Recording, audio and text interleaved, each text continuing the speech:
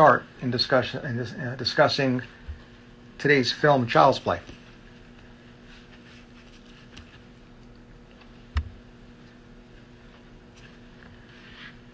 I guess I noticed when Maggie died, Andy was like showing kind of a lack of emotion, and that's just something I've noticed. And then it just seems like he doesn't really care too much about other people besides himself and probably his mom.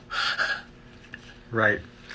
So, generally speaking, when we observe what might be deemed concerning behavior, where is it that the clinician should always start the process from? What standpoint have we agreed upon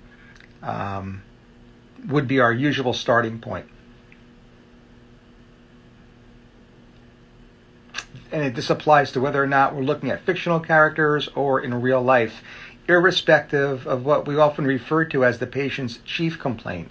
The reason why they come and see you as a physician, as a psychiatrist, it's always a good idea to train yourself as a clinician to have unconditional positive regard and accept that the patient's behavior is within a culturally sanctioned norm.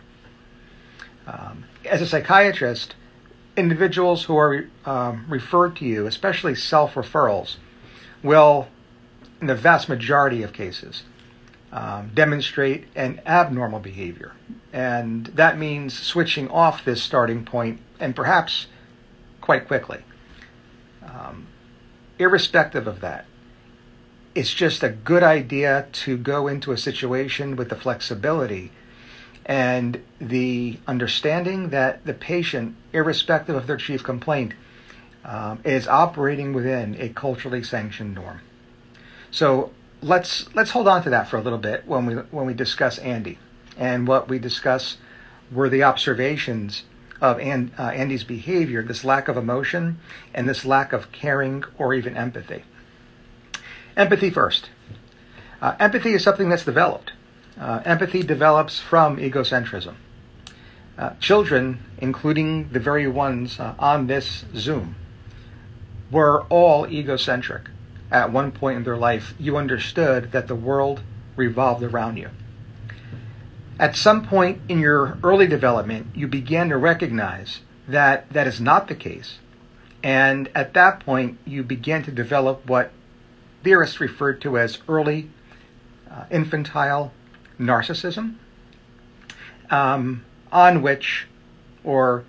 which would serve as a building block for future empathy and even compassion. So I think first and foremost, why wouldn't we consider that Andy's demonstration here, what we observe in his behavior, isn't completely normal? His lack of caring or empathy would be something that I think, upon first glance anyway, we would expect from a child his age. So that's where I think the conversation has to start. Then you kind of fold into that his lack of emotion. Children they don't have the mature defenses to tolerate or alleviate anxiety or extremes of emotion. That's something that also develops over time with the adaptability of what Freud referred to as defense mechanisms. So in a very similar way, Andy's response to what happens, observed as a lack of emotion, may be completely within normal limits. Now, again, full disclosure, you've heard me say this before, I am not a child psychiatrist. This is coming from textbook, perhaps even some board exam, but certainly not clinical experience. Not recent clinical experience anyway. But I do want to talk about one defense because Andy's behavior allows for this discussion, defense mechanisms in general, and certainly this one example in particular. And that's called isolation of affect. Individuals who have an impulse that is deemed to be too threatening to come to conscious awareness might employ a defense in general, and for example, isolation of affect, where the emotion or the affect is separated from the thought or the impulse. that thought comes to conscious awareness, there's no way Andy's going to get around not thinking of that death. He was there, he witnessed, and certainly there's the aftermath. But he's not going to be emotionally invested in any talk about it or any processing of it, because he has isolated, that is, in his subconscious, the affect or emotion usually linked with that very impulse or thought. So that process is called isolation of affect. It allows an individual to talk or address something, but yet not be emotionally invested in that discussion, because the affect or emotion is isolated in their subconscious as a product of this defense mechanism. So, not saying that's exactly what's going on here, but certainly when we see a lack of emotion, a lack of affect, it may be because the affect or emotion was isolated, specifically isolated, in this case, Andy's subconscious.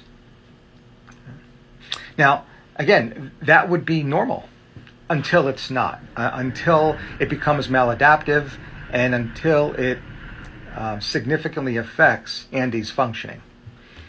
And that we actually see unfold through the movie. So although this is our starting point, and it should always be our starting point, I think ultimately we will gravitate to the idea that Andy's behavior is not part of a culturally sanctioned norm, and therefore is abnormal. And we can then begin to discuss some diagnoses that we may consider to help this child. Any questions about the initial observation addressing Andy's lack of emotion, lack of affect, and his seemingly not caring?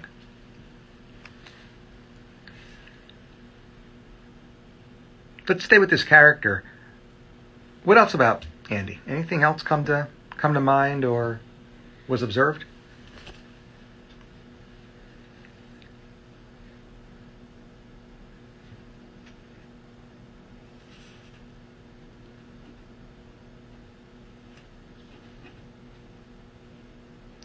So let's talk a little bit more about how children process anxiety, and to the extent that they're successful, maybe how adults process anxiety.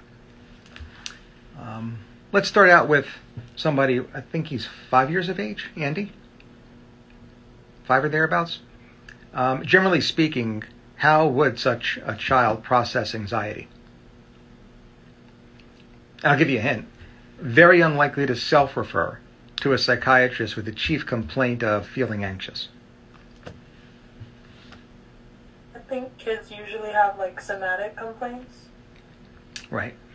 Any evidence in this film that Andy complains of a headache or stomach ache, which are two common examples of somatic complaints in children struggling with anxiety?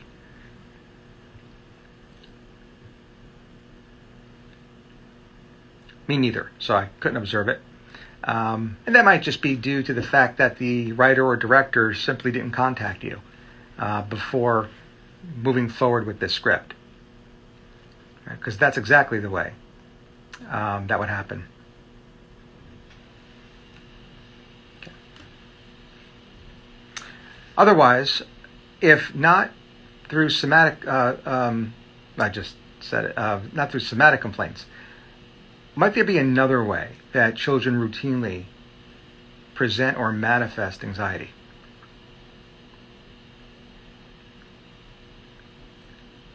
And the answer is behavioral or behavioral complaints.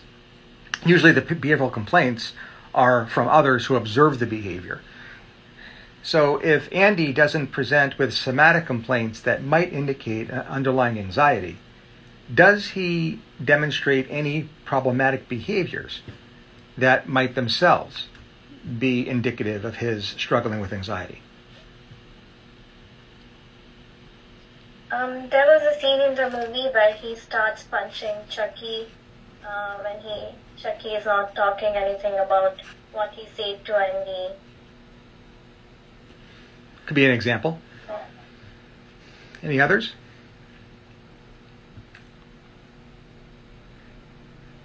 He defers to talking to Chucky a lot, and that is flagged as like a problematic behavior by all the adults that are around him. I agree.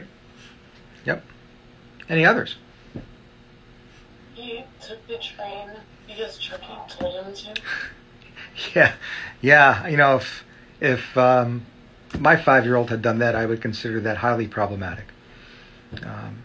Even if I'm getting Andy's age wrong, it's highly problematic, and especially when we hear his motivation or why he did it. It's very concerning.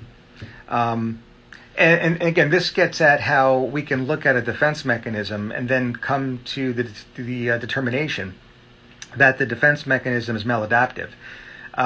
Children very commonly impart human qualities to inanimate objects, such as dolls, blankets, etc. Right? Teddy bears.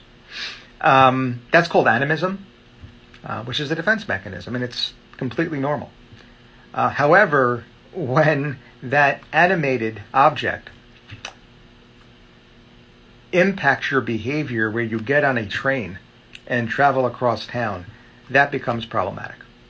Right? So it's one thing to walk into your child's bedroom and see them talking to their teddy bear, but it's another thing for a parent to discover that their child, perhaps named Andy, is on the other side of town following the direction of that said teddy bear.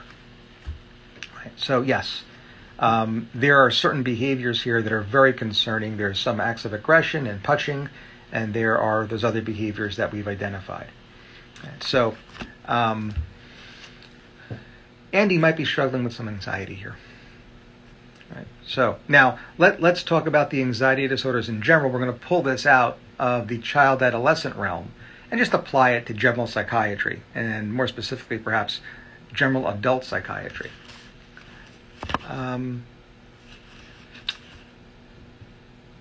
Given the plot of this movie, do any anxiety disorders come to mind that you feel we should discuss?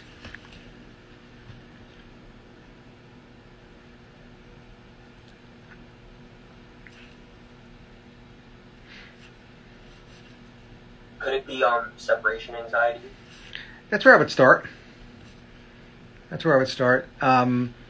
If you look a little closer at the plot of this very film, the deaths occur when Andy separates from his mom.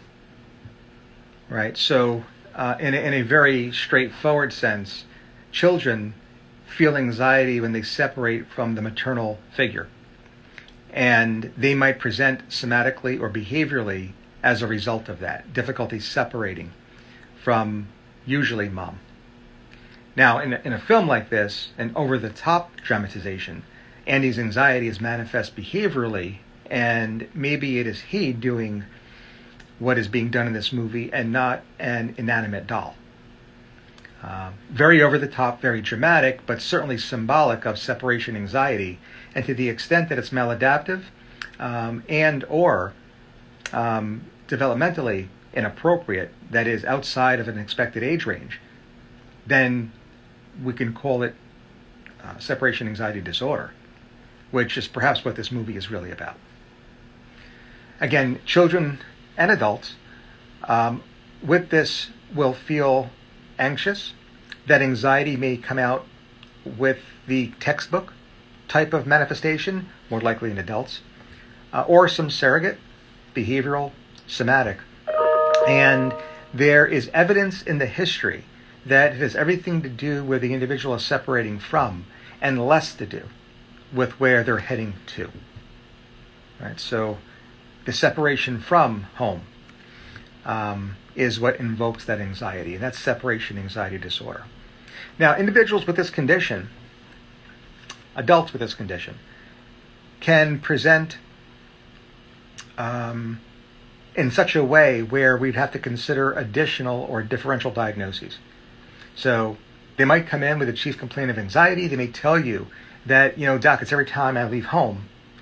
Upon further questioning, it becomes apparent that it's more where the individual is heading to than where they're separating from. And one of the favorite ways to kind of demonstrate that, especially on certified exams or certifying exams, is to give you multiple venues, so that when they go to venue 1 and venue 2, they may experience anxiety, but when going to venue 3 and 4, no such anxiety. that's highly unlikely to be consistent with where they're separating from, because in all 4 cases, they're separating from the same place or the same person. So while separation anxiety disorder must still be considered, we have to really broaden our differential. And at this point, it is very important for the clinician to understand where the fear is being generated, what the fear is. Can somebody give me some examples of what that fear might be, and therefore what condition we may be referring to?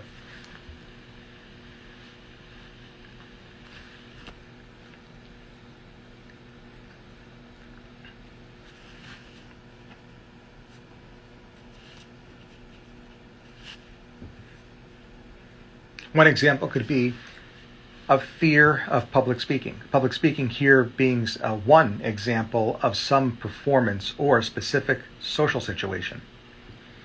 If that is the case, the most likely diagnosis will be social anxiety disorder, otherwise known as social phobia, where it's the actual situation itself, for example, some performance anxiety, a lecture, etc., that is the cause of the fear. So that's important to recognize. By far the most common example is performance anxiety, to a point where in 2013 the American Psychiatric Association designated a performance subtype as a specifier because of how common that particular social situation is. On the other hand, if a person tells you the exact same HPI or story, but tells you that the fear is of becoming embarrassed or debilitating and not being able to escape if they have an onset of symptoms, then that's a little different. That's a condition called agoraphobia. Agoraphobia has less to do with the specific social situation and more to do with the fear of becoming embarrassed in that social situation. So individuals with agoraphobia will withstand significant anxiety in public places that they don't feel comfortable or don't feel that they are familiar with. So they're not really sure how to get out of the situation, where the nearest exit might be, etc. Right, it's agoraphobia.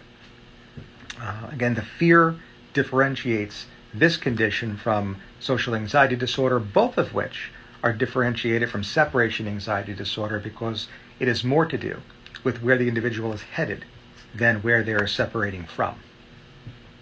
By the way, again, very consistent with how our discussion kind of has unfolded here, separation anxiety is completely normal and peaks at 18 months of age. So in Andy's case, he is beyond 18 months. Now, there are extenuating circumstances as to why his separation anxiety may have gone beyond the 18 months, but the abnormality is hallmarked really by the clinical significance and how it impairs functioning. Any questions about separation anxiety disorder, social anxiety disorder, otherwise known as social phobia, or agoraphobia?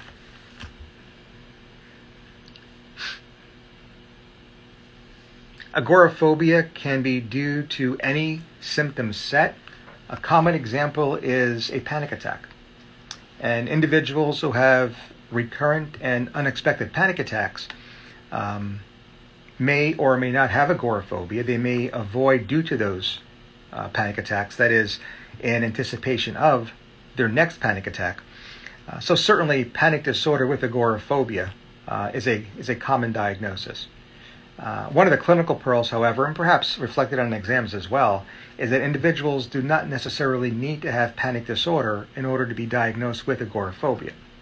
Or agoraphobia, grounded in that fear, can be applied to any condition, any symptom set, even symptoms beyond panic. Right, so while panic disorder or panic attacks are common examples, the fact is that agoraphobia can apply to any psychiatric, medical, or neurological illness.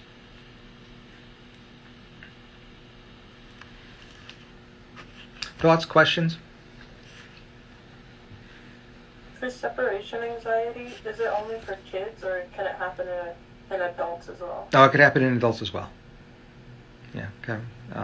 The usual age of onset is a progression from what would be considered to be developmentally appropriate, peaking at 18 months. Of course, going beyond 18 months, many kids get diagnosed with separation anxiety disorder, but this is applicable to adults as well, whether it's just progressed since childhood or whether it's adult onset.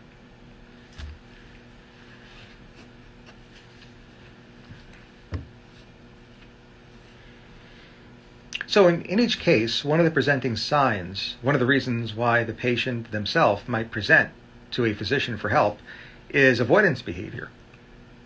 Individuals tend to avoid situations that invoke anxiety, and that includes just the general practice of not separating from what is deemed comfortable and safe.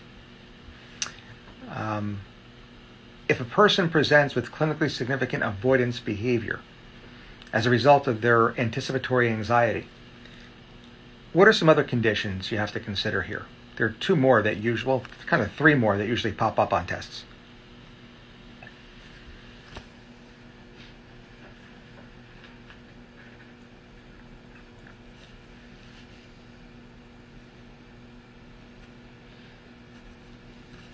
One is called post-traumatic stress disorder. Avoidance behavior is not only a diagnostic criterion of PTSD, but a common sign of post-traumatic stress disorder. What will differentiate PTSD from the anxiety disorders previously discussed is that post-traumatic stress disorder has a criteria set of multiple other signs and symptoms that will clarify that PTSD is the most likely diagnosis. So, nightmares, flashbacks, intrusive thoughts, hypervigilance, irritability, sleep disturbance, none of which are really defining of the other anxiety disorders that we discussed. So it's all those other diagnostic criteria that separate post-traumatic stress disorder from separation anxiety disorder, social anxiety disorder, and even agoraphobia. When PTSD symptoms have not progressed beyond a month, it's called acute anxiety disorder. So more or less the same thing, but the timeline helps differentiate. But we have to think of acute stress disorder as another condition that might present with avoidance behavior.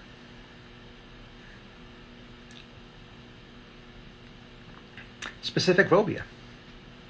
A phobia is an irrational fear of an object or situation that causes clinically significant distress or impairment. People who have a specific phobia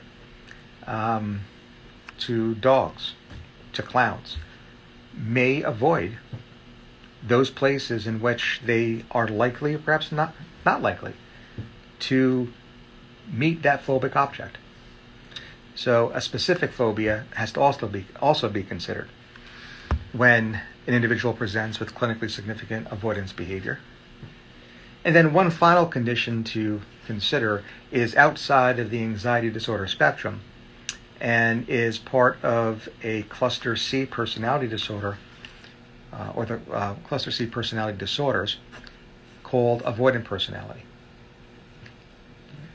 Individuals with avoidant personality disorder want to be in social settings, but feel socially inept and inappropriate, and then tend to avoid. They're conflicted because they do want to put themselves out there, but they just feel too socially debilitated to make the effort because of fear of humiliation, embarrassment, or some kind of negative interaction. That's the avoidant personality. Now, what differentiates avoidant personality from anything we discussed is that it is a personality. That is, it's enduring. It's an enduring pattern of behavior. So it's much more chronic than the other conditions previously discussed, which are really within the anxiety disorder spectrum. Not that those anxiety disorders can't be chronic, but the avoidant personality disorder is a form of personality that likely started in adolescence, if not even younger. Anytime an individual presents with avoidant personality, the other condition to consider, also within the personality disorders, that would be part of this differential diagnosis would be the schizoid personality. Both tend to lead socially isolated lives. The difference is that the schizoid personality disorder actually wants that. They're content to live a life of solitude. If they work, and they often do, they tend to take jobs where personal interaction is limited, night shifts. The avoidant personality is usually anxious because of the mismatch between what you really prefer to do and what you consider you're unable to do. So they really do want to be out there, but feel as though they can't. The avoidant really does not want to be out there and is perfectly comfortable leading an isolated life.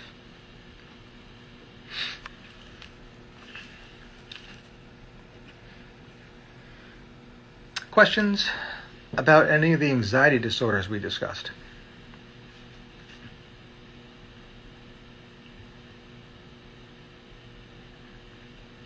And the other observations on Andy, the character in Child's Play.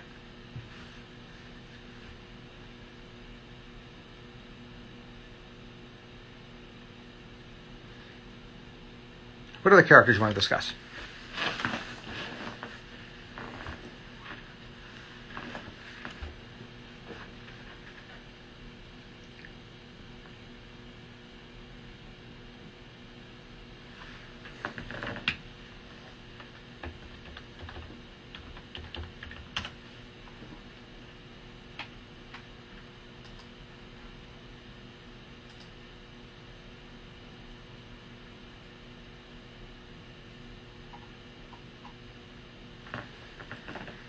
Anyone?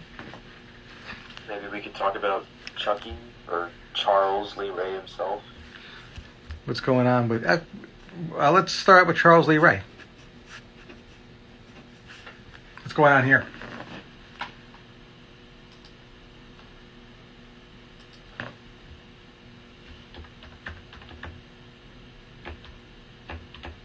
Observations? Could he have antisocial personality disorder? Oh, I think he certainly can. So what is antisocial personality disorder?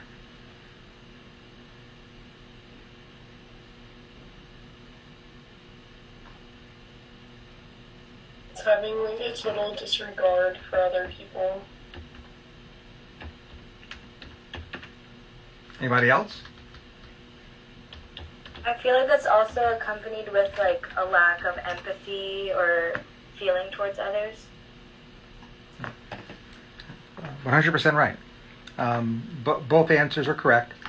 That defines an antisocial personality. This is an adult-only illness, so antisocial personality is not to be diagnosed in children. However, as part of the diagnosis, the individual must have demonstrated traits of conduct disorder at an earlier age, that is, younger than 15.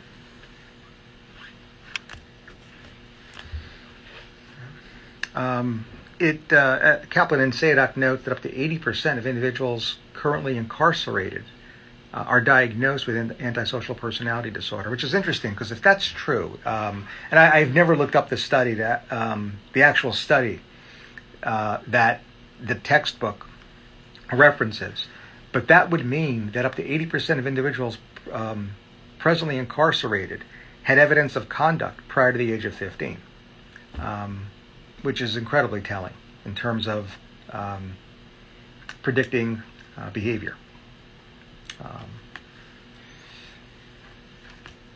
Anything else with Charles Lee Ray?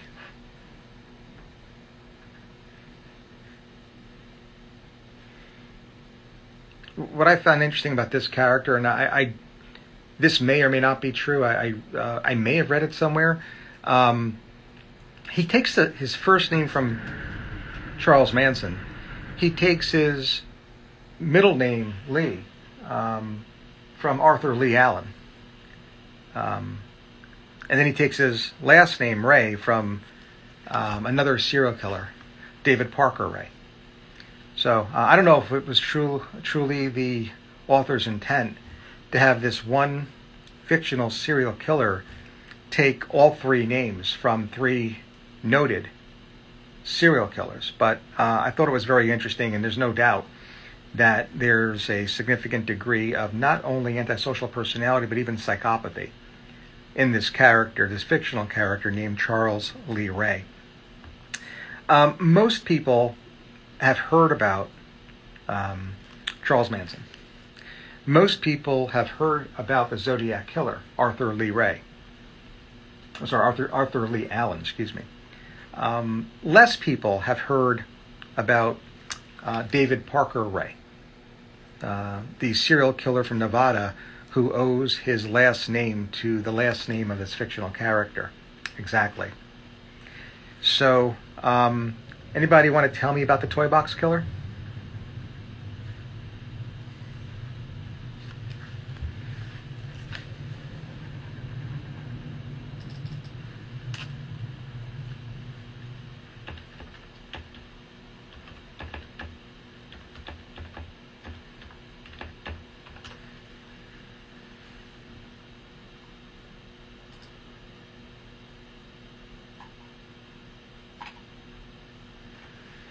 So, David Parker Ray lived in a town called Truth or Consequences, Nevada.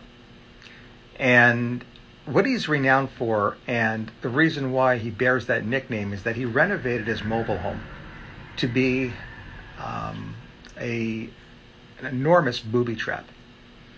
And he would lure women back to his home, and once inside, they would be ensnared. And then he would both physically as well as psychologically torture them. All right. His actions, if not inspiring of, certainly are uncannily related to a fictional character who does the same thing.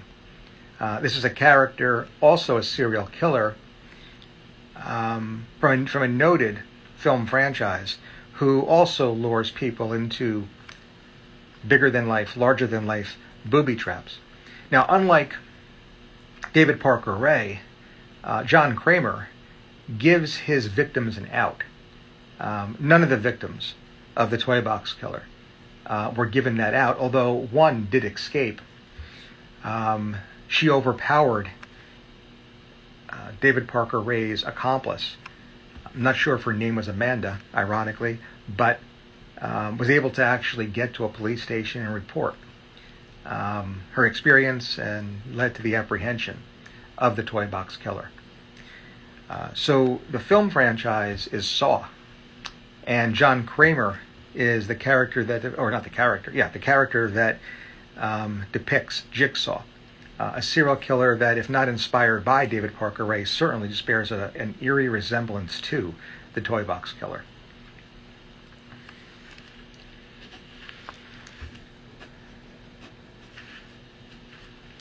Any other characters here?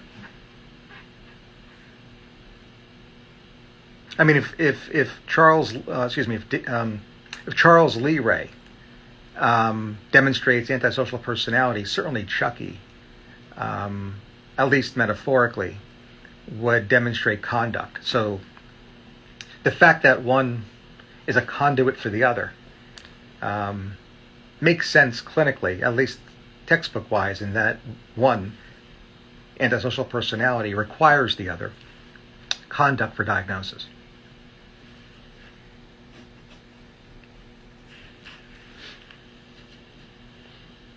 Any characters within our differential diagnoses come to mind to kind of further cement or crystallize the teaching points related to the anxiety spectrum? So agoraphobia versus separation anxiety versus PTSD. Now, I'm going to leave PTSD alone because that's just way too overdiagnosed in film.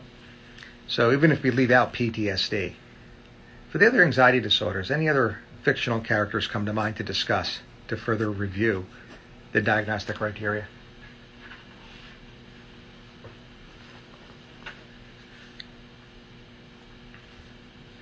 Film or TV?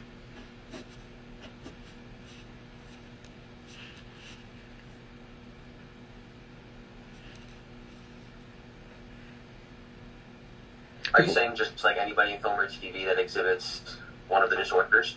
Yeah.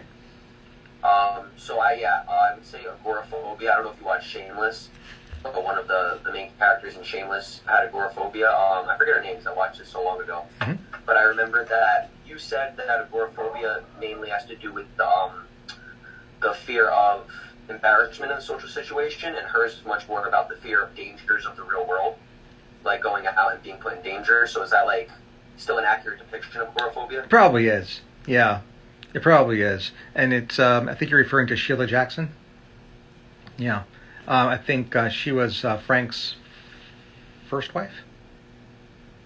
No, she was one of his girlfriends, and then she was like Lip's girlfriend's mom in the show. She was like a main character, but I haven't watched the show in so long. Same. Yep. Yeah, that's a decent depiction. Yeah, I agree. One of my favorites for separation anxiety disorder is, and I'm getting the name wrong because I understand it's the name of the film.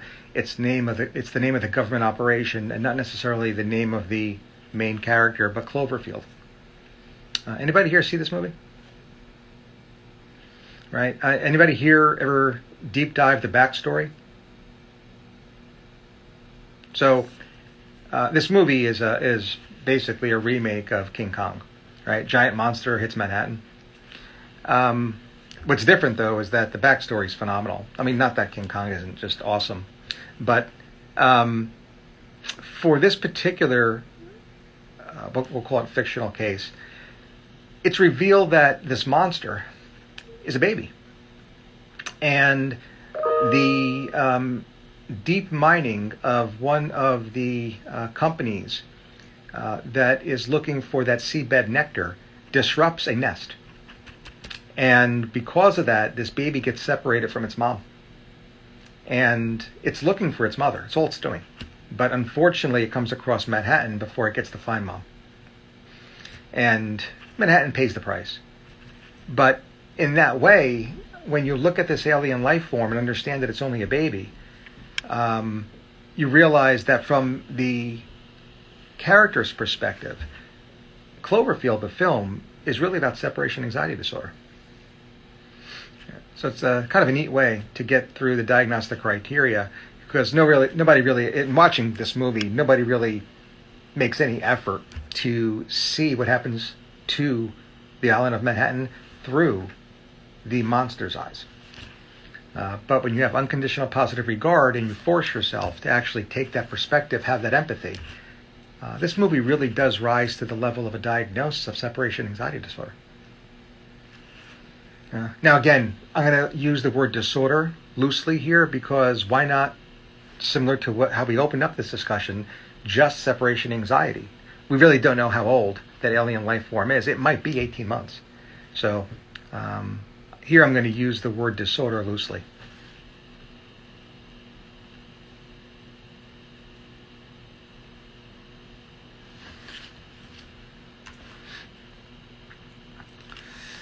All right. Any other movies or TV to further discuss any elements related to the anxiety disorders?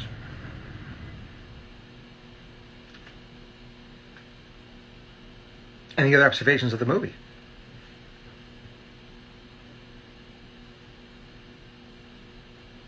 All right, with that, we'll take a little 10 or 15-minute break. We'll come back at 1 o'clock for our case conference. Okay, thank you.